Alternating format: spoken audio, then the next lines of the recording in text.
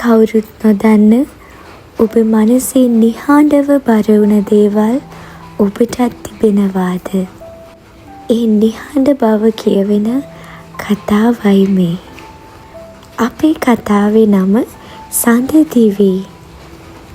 හඳුනා ගන්න බැරි ලස්සනක් ඇගේ සිත පුරාවටම තිබුණා.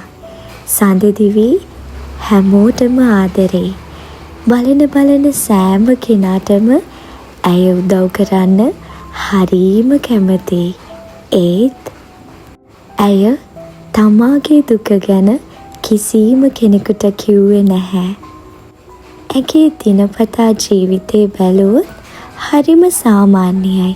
ඒත් ඇගේ මනස තනිමාවෙන් පිරුණු අඳුරු පේලියක්. එක් දිනක රෑ ඇය කඳුළු සලන්නට වුණා. නමුත් ඇය නිහඬව හිඳගෙන හිතනවා මගේ ළඟ කවුද ඉන්නේ? මොකක්ද මම කරලා තියෙන්නේ?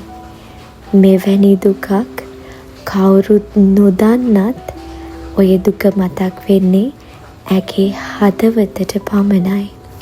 ඒ මොහොතේ තමයි සහදිවි ඇයම ඇයට ගොඩනගාගත්ත ඒ නිහඬ බර අතාරින මොහොත. ඇය ගැඹුරු හුස්මක් ගන්නවා.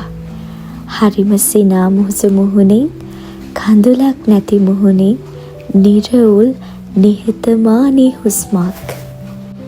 ඇය තනිව සිතන්නට උනේ මගේ දුක මටම කියන්න වෙනවා.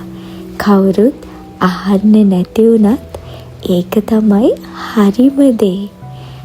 එහෙම කියලා ඇය ශක්තියක් තමාගේ හිතට ගන්නවා.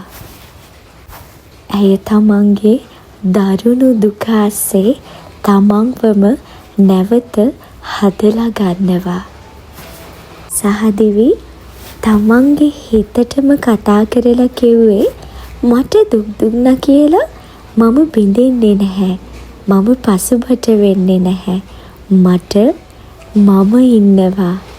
ඒ ආදරේ මට මං ඉන්නවා.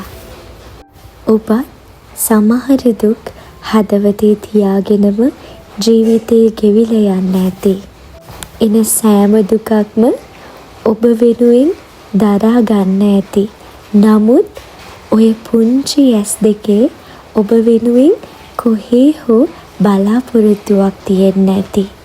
ඔබ ඔබවම බලා ගන්න ඇති. ඔබවම ආරක්ෂා කරන්න ඇති. ඔබ ඔබටම ආදරය කරන්න. ඒකයි සැබෑ ශක්තිය.